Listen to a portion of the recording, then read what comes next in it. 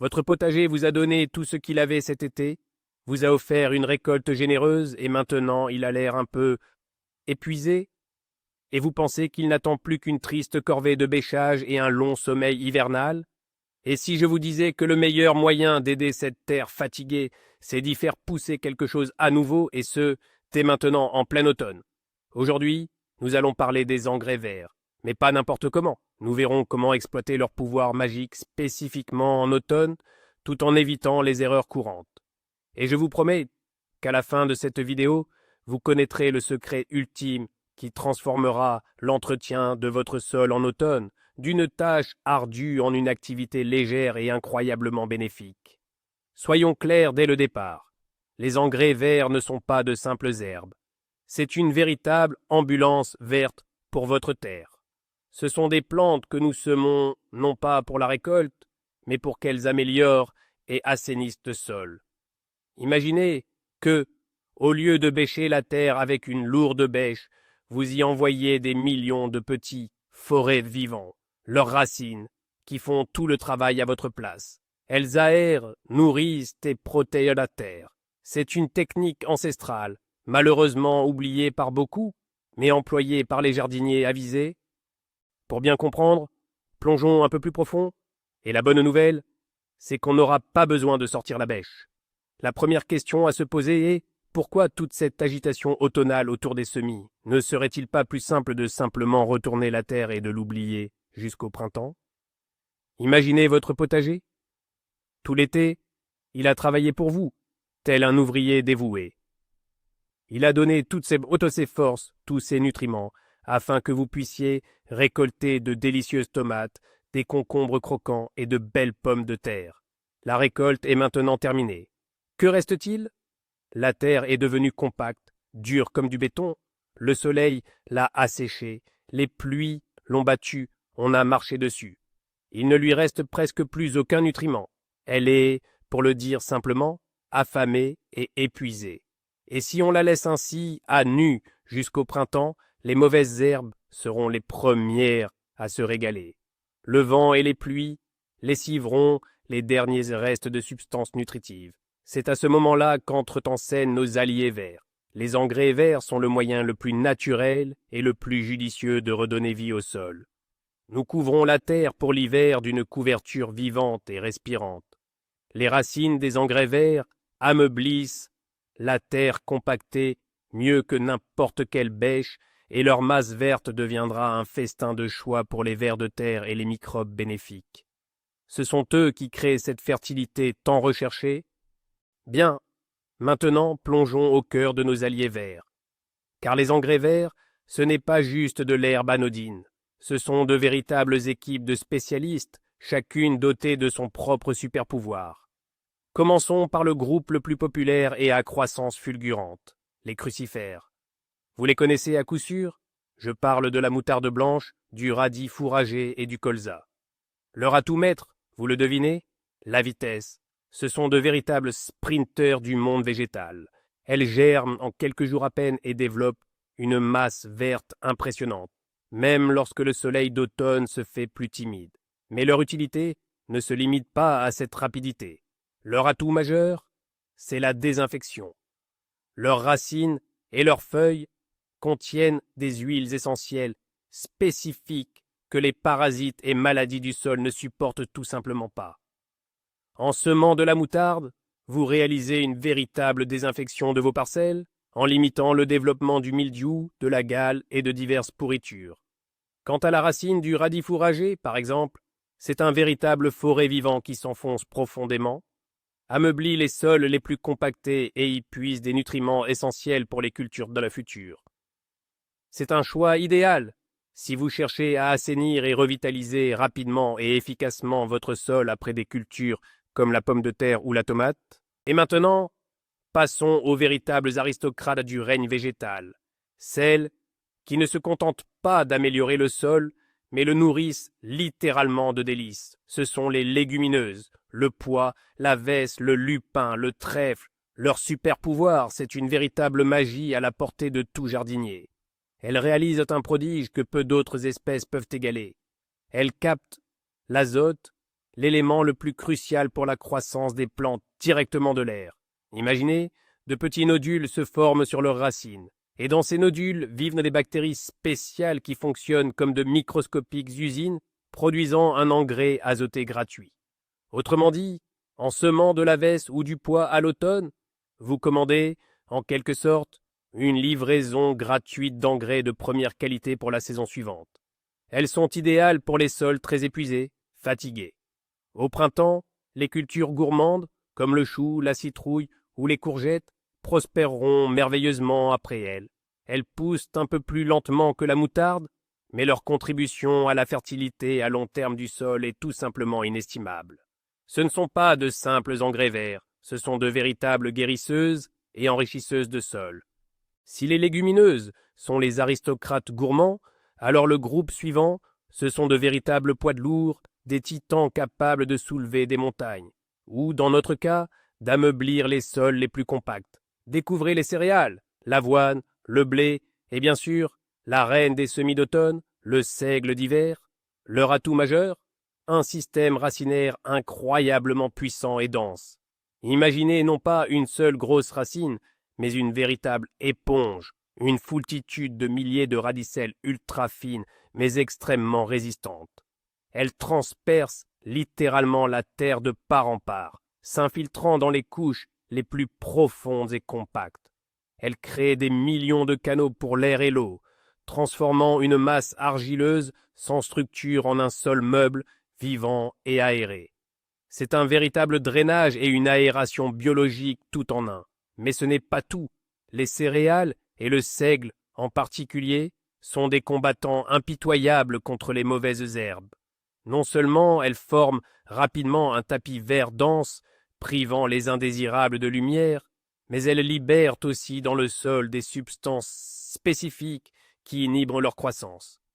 En semant du seigle à l'automne, vous obtiendrez au printemps une parcelle pratiquement exempte de mauvaises herbes, idéalement structurée et prête à accueillir vos cultures.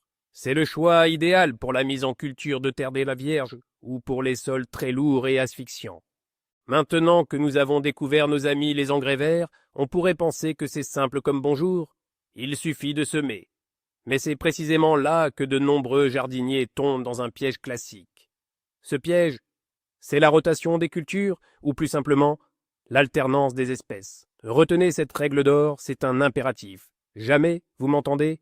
Jamais ne semer un engrais vert qui appartient à la même famille que la culture principale qui était présente sur cette parcelle ou qui le sera après. Cela peut paraître un peu scientifique, mais c'est très simple en réalité. Par exemple, après avoir récolté vos choux, radis ou raves, toutes ces plantes appartiennent à la famille des brassicacées ou crucifères. Si, après cela, vous semez de la moutarde ou du radis fourragé, qui sont aussi des brassicacées, que se passera-t-il? Au lieu d'assainir le sol, vous allez créer un véritable incubateur pour les maladies et les parasites spécifiques à cette famille de plantes. Pensez par exemple à la hernie du chou ou à l'altise des crucifères. Ils vous remercieront pour ce festin et reviendront avec une vigueur renouvelée s'attaquer à vos cultures l'année suivante. Même principe avec les légumineuses. Après des pois, évitez de semer de la vesse. Et après des pommes de terre et des tomates, qui sont des solanacées, il est préférable de ne pas planter de facélie. Bien qu'elle ne soit pas de la même famille, elle peut malheureusement favoriser l'accumulation des larves de taupins, les vers fils de fer. Alternez systématiquement les familles, c'est la règle d'or pour un potager en pleine santé. Bon, la question du choix est réglée. Maintenant, la question cruciale, quand? Pour les semis d'engrais verts d'automne, le timing est absolument primordial. Il faut absolument capter ce moment idéal que nous appelons notre fenêtre dorée.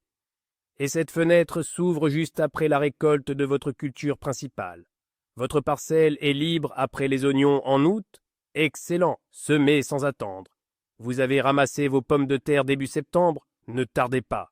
La terre est encore chaude et pleine de vie. C'est le moment rêvé. Notre objectif principal est de donner suffisamment de temps aux engrais verts. Du temps pour qu'ils puissent germer, s'enraciner et développer une masse verte suffisante avant l'arrivée des gelées durables. L'indicateur est simple. Comptez environ 4 à 6 semaines de croissance active pour la plante. Durant cette période, elle doit pouvoir atteindre au moins 15 à 20 centimètres. C'est dans cette masse végétale et ses racines que réside tout l'intérêt et tous les bénéfices. Si vous semez trop tard, par exemple à la mi-octobre, alors que les nuits sont déjà glaciales, les graines pourront certes germer. Mais vous n'obtiendrez que de piètres et chétives plantules de quelques centimètres de hauteur. Elles ne seront plus en mesure ni d'ameublir le sol, ni de l'enrichir. Ce ne sera qu'une pure perte de temps, d'énergie, et bien sûr d'argent en semences. Retenez donc, le plus tôt sera le mieux. Dès qu'une parcelle se libère, passez à l'action sans tarder. Et nous voici, arrivés à la première erreur cruciale que beaucoup commettent, surtout les jardiniers débutants. Cette erreur, c'est le plus tard. Oh, j'aurai encore le temps, je sèmerai plus tard. Et ce plus tard arrive souvent mi-octobre, voire fin octobre. Le sol est déjà froid, les jours sont courts, et les gelées nocturnes deviennent la norme. Que se passe-t-il avec les graines jetées dans un tel sol? Au mieux, elles y resteront inertes jusqu'au printemps, comme des cultures d'hiver. Mais le plus souvent, les jeunes pousses, affaiblies par le froid, ne survivent tout simplement pas. Elles n'ont pas le temps de s'enraciner, ni d'accumuler cette masse verte tant espérée, et pour laquelle nous avons entrepris tout cela. Toute leur mission échoue. Vous n'obtenez ni aération du sol, ni fertilisation, ni protection contre les mauvaises herbes. Vous jetez tout simplement vos semences parasitaires par la fenêtre. Imaginez que vous ayez acheté des vitamines coûteuses, mais qu'au lieu de les prendre à temps, vous les ayez prises une fois la maladie passée. L'effet sera nul. Il en va de même pour les engrais verts. Le semis tardif est l'erreur la plus répandue et la plus frustrante. Elle réduit à néant toute cette formidable idée de régénération du sol à l'automne. C'est pourquoi, je le répète, ne remettez pas à demain ce que vous devez semer aujourd'hui. Votre terre attend votre aide dès maintenant. Le moment est venu. Les semences le sont achetées. Il est maintenant temps de préparer la parcelle. Et c'est là que beaucoup se laissent emporter par un enthousiasme débordant. Il faut absolument bien bêcher, comme on nous l'a toujours appris. Eh bien non, stop, rangez cette bêche. Pour semer des engrais verts, un labour profond d'automne est non seulement inutile, mais carrément néfaste. Pourquoi? Premièrement, nous semons justement des engrais verts pour qu'ils ameublissent le sol avec leurs racines. Alors, pourquoi faire leur travail à leur place? Et deuxièmement, un labour profond perturbe la structure du sol, détruit les micro-organismes bénéfiques et remonte à la surface les graines de mauvaises herbes qui n'attendent que leur heure. Notre objectif est une intervention minimale. Tout ce que nous avons à faire, c'est ameublir légèrement la couche superficielle du sol, à peine sur 3 à 5 centimètres de profondeur. Pour cela, un simple râteau ou une houe maraîchère, comme la houe Fokine, conviendra parfaitement. Passez simplement un coup de râteau sur la parcelle, cassez les grosses mottes de terre et retirez les résidus de racines des cultures précédentes ainsi que les plus grosses mauvaises herbes. Il s'agit juste de créer un léger lit de semences, meuble, afin que les graines puissent s'accrocher et entrer en contact avec la terre humide. Et c'est tout. Pas de travail acharné. Nous créons les conditions et les engrais verts feront eux-mêmes tout le travail principal d'ameublissement et de structuration du sol. La parcelle est prête, elle n'attend plus que les semis. À ce stade, 2 approches s'offrent à nous, celle du pragmatique et celle du perfectionniste. Commençons par la première, la plus simple et rapide, souvent surnommée la méthode à la volée ou du paresseux. Prenez une poignée de graines et semez-les à la volée, en les répartissant uniformément sur la surface de votre parcelle fraîchement préparée. Imaginez que vous salez votre soupe, et forcez-vous de semer le plus régulièrement possible pour éviter les zones denses d'un côté et les trous dégarnis de l'autre. Une fois les graines dispersées, passez simplement le râteau sur la plate-bande en les incorporant légèrement dans le sol. Cela permet d'éviter que les oiseaux ne les picorent et d'assurer un meilleur contact entre la graine et la terre. Cette méthode fonctionne à merveille, surtout si un petit crachin est annoncé après le semis. Elle est rapide, ne demande aucune compétence particulière et convient idéalement aux grandes surfaces. Oui, il est vrai que la levée ne sera peut-être pas aussi uniformément parfaite que sur les photos des magazines, mais les plantes rempliront à 100% leur rôle principal. Couvrir la terre d'un magnifique tapis végétal.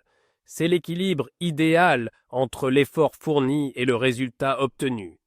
Mais que faire si vous êtes un perfectionniste jusqu'au bout des ongles et que la vue de graines éparpillées en désordre vous met mal à l'aise?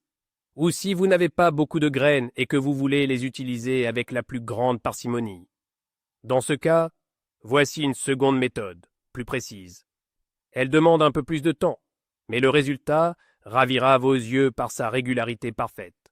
Prenez un manche de pelle, une planche ou un sarcloir et tracez sur votre parcelle des sillons peu profonds de seulement 2 cm environ. L'espacement entre eux est d'environ 10 à 15 cm. Ensuite, avec précaution, en évitant de semer trop serré, répartissez les graines directement dans ces sillons. Ainsi, vous pourrez contrôler précisément la quantité de graines et leur répartition. Une fois tous les sillons remplis, il vous suffit de les recouvrir avec le dos d'un râteau. Les graines se retrouveront ainsi à une profondeur uniforme et optimale. Les levées seront denses et bien alignées. Cette méthode est particulièrement adaptée aux cultures à petites graines, comme la facélie, et elle permet d'économiser un peu sur les semences. Choisissez la méthode qui vous parle le plus. L'important, ce n'est pas le processus en lui-même, mais le résultat est final, une terre saine et pleine de vie. Les graines sont en terre, et maintenant, faut-il simplement croiser les doigts et espérer? Généralement, l'humidité automnale du sol est suffisante pour que les graines germent et commencent à pousser. Mais la météo peut être capricieuse. Si vous avez semé des engrais verts, que l'automne est exceptionnellement sec et doux, et qu'aucune pluie n'est annoncée, il peut être utile de donner un petit coup de pouce à nos jeunes pousses. Inutile d'inonder le terrain. Il suffit de prendre un arrosoir muni d'une pomme et d'effectuer un arrosage léger et rafraîchissant juste après le semis. Cela aidera les graines à gonfler plus rapidement et à s'éveiller à la vie, tout en assurant un meilleur contact avec les particules du sol. C'est d'autant plus important pour les sols légers et sableux qui ont tendance à se dessécher rapidement. Mais attention à ne pas en faire trop. Notre but est seulement d'humidifier légèrement la couche supérieure et non de transformer votre parcelle en marécage. Un seul bon arrosage après le semis partant sec, et ensuite, la nature fera probablement le reste. Après tout, les pluies et les rosées automnales sont les meilleurs alliés dans cette tâche. Une semaine ou 2 ont passé, et voilà, le petit miracle. Votre parcelle s'est couverte d'un tapis délicat, d'un vert émeraude, de jeunes pousses. Elles grandissent à vue d'œil, réjouissant le regard et l'âme. Il semblerait que le plus gros du travail soit fait. Mais non, c'est maintenant que débute le moment le plus crucial, celui de l'observation. Nous devons ne pas manquer le signal précis que les plantes vont nous envoyer. Et ce signal, c'est le début de la boutonisation. Qu'est-ce que cela signifie? C'est cette courte période où la plante a déjà formé ses boutons, sur le point d'éclore, mais où la floraison n'a pas encore commencé. C'est précisément durant cette phase que la masse verte et les racines de l'engrais vert contiennent la quantité maximale de nutriments, de matière organique et d'éléments bénéfiques. La plante est au summum de sa force. Elle a déjà accompli son travail d'aération du sol, accumulé un maximum de bienfaits, mais n'a pas encore commencé à dépenser son énergie pour la floraison et la formation des graines. Ce moment précis, l'apparition des premiers boutons, marque notre ligne d'arrivée. C'est le signal qu'il est temps de passer à l'étape suivante, l'étape finale, et c'est précisément ici, à l'apogée de leur vitalité, lorsque les plantes sont pleines de vigueur et prêtes à fleurir, que réside la deuxième erreur potentiellement la plus fatale du jardinier. Une erreur qui peut transformer votre meilleur allié et assistant en votre pire ennemi. Cette erreur, c'est de trop tarder. Que se passe-t-il si vous manquez le coche et laissez vos engrais verts de fleurir puis monter en graines? Vous pensez que ce n'est pas grave, qu'un lit de verdure plus long ne fera pas de mal? Détrompez-vous. Premièrement, Une plante en fleurs consomme toutes les réserves nutritives accumulées pour la formation de ses graines. Le feuillage s'endurcit, devient fibreux comme de la paille et mettra un temps fou à se décomposer dans le sol. Toute sa valeur nutritive s'évaporera. Et deuxièmement, et c'est le plus grave, ces graines mûres tomberont au sol. L'année suivante, au lieu d'un joli potager bien rangé avec des carottes, vous obtiendrez une jungle impénétrable d'autosemis de cette même moutarde ou de ce même seigle. Votre engrais vert, autrefois votre allié, se transformera en une mauvaise herbe agressive et difficile à éradiquer, avec laquelle vous lutterez tout l'été. Retenez bien ceci. Votre engrais vert doit disparaître en beauté au sommet de son utilité sans laisser de descendance indésirable. Ne le laissez absolument pas fleurir. Nous avons donc capturé l'instant parfait. Les bourgeons sont déjà là, mais les fleurs n'ont pas encore éclos. C'est le moment où les plantes offrent le meilleur d'elles-mêmes. Que faire alors? Et c'est là que nous arrivons à la question essentielle, presque philosophique, qui a divisé les jardiniers en deux camps. Faut-il bêcher ou non? Intégrer cette masse verte à la terre ou pas? C'est précisément ici que se cache la plus grande erreur à éviter, mais aussi la solution la plus géniale, celle qui vous fera économiser une énergie folle et apportera des bénéfices incroyables à votre sol. Pendant des décennies, on nous a inculqué une règle, tout ce qui a poussé doit impérativement être enterré en profondeur pour bien pourrir. Mais est-ce bien la vérité? Pourtant, une approche moderne et consciente du jardinage propose des méthodes radicalement différentes, bien plus efficaces et surtout moins contraignantes. Examinons ensemble ces deux options, la classique et la méthode dite paresseuse, afin que vous puissiez faire un choix éclairé et personnel. Et je vous promets que la seconde option vous réservera une très belle surprise. Pour commencer, abordons un grand classique, une méthode que nos grands-pères employaient déjà. Elle consiste à faucher les engrais verts, puis à les incorporer au sol. Comment procéder? Munissez-vous d'un outil tranchant, une faux, une faucille, ou, ce qui est le plus pratique pour les planches de culture, un sarcloir fauquine. Et avec précaution, en veillant à ne pas arracher les plantes avec leurs racines, coupez toute la masse verte au ras du sol. Les racines, elles, restent en terre, où elles continuent leur travail essentiel d'ameublissement et de nutrition pour les micro-organismes. Et que faire de cette verdure fauchée?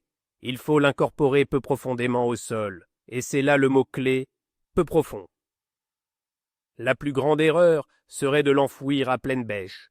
Là, en profondeur, privée d'oxygène, elle ne se décomposera pas, mais pourrira et s'acidifiera, empoisonnant le sol par la même occasion. La bonne pratique consiste à mélanger cette matière verte avec les premiers centimètres de terre sur une profondeur de 5 à 7, voire 10 centimètres grand maximum. Ainsi, la matière organique aura accès à l'air, et les bactéries utiles la transformeront rapidement en un précieux humus. Cette méthode est efficace et a fait ses preuves, mais elle demande un certain investissement en temps et en travail.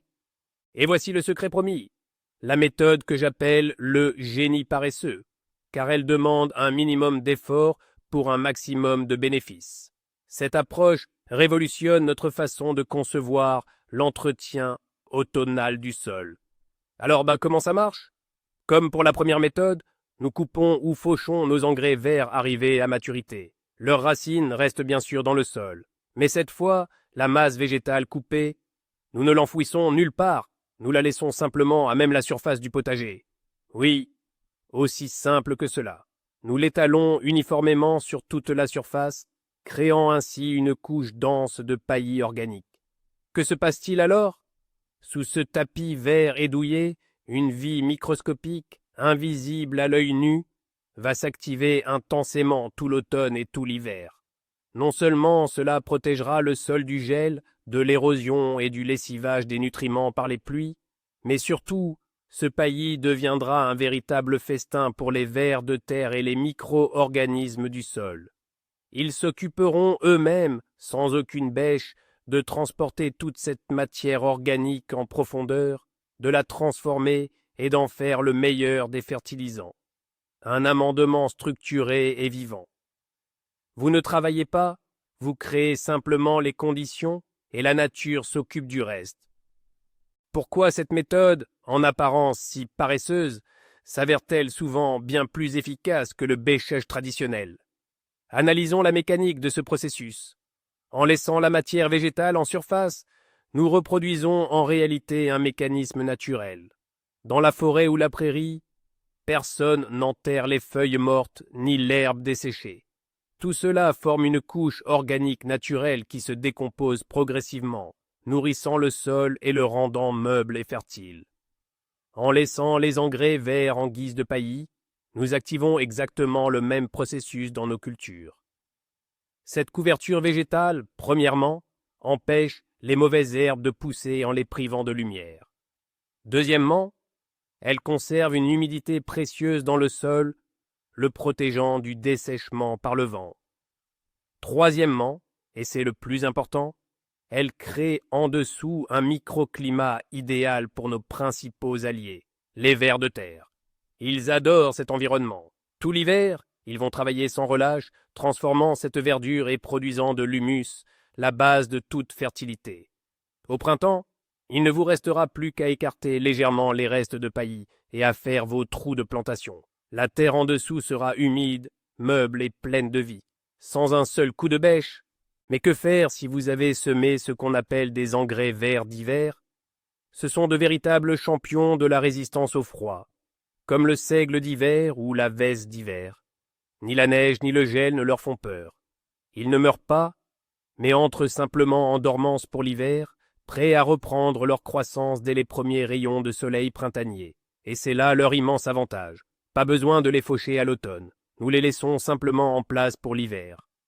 Ce tapis végétal luxuriant retient parfaitement la neige sur les planches de culture, ce qui aide le sol à accumuler plus d'humidité et le protège du gel en profondeur.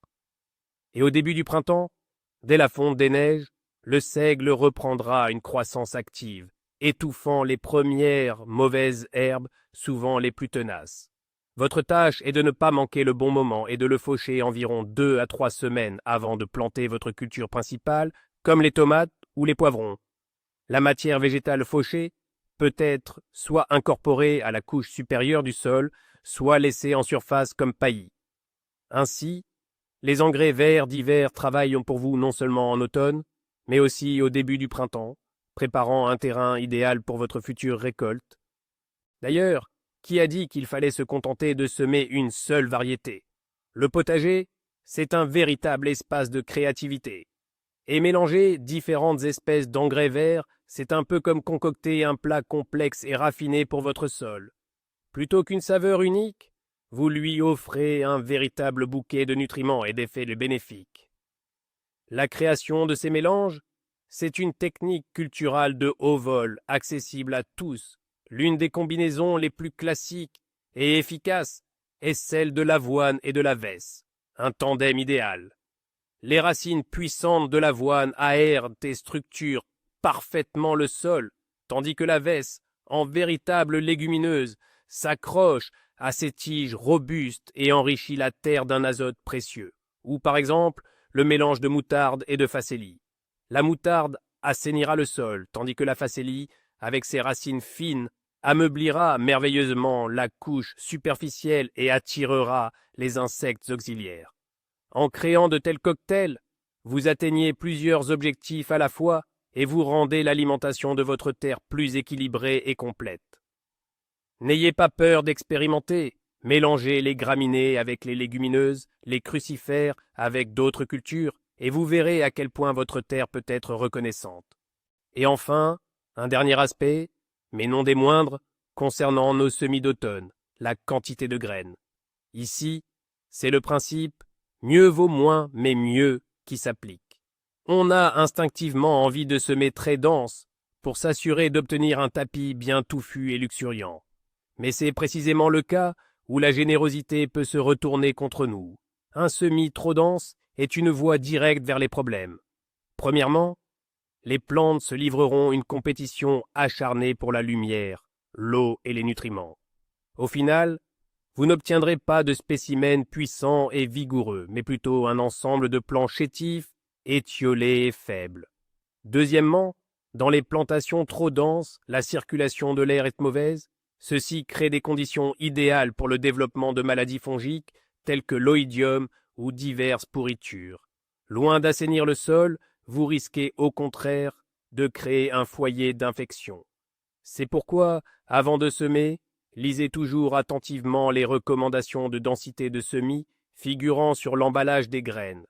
Le fabricant a déjà tout calculé pour vous. Et il vaut mieux semer un peu plus espacé que de transformer votre parcelle en un espace surpeuplé où les plantes manquent d'air et de place.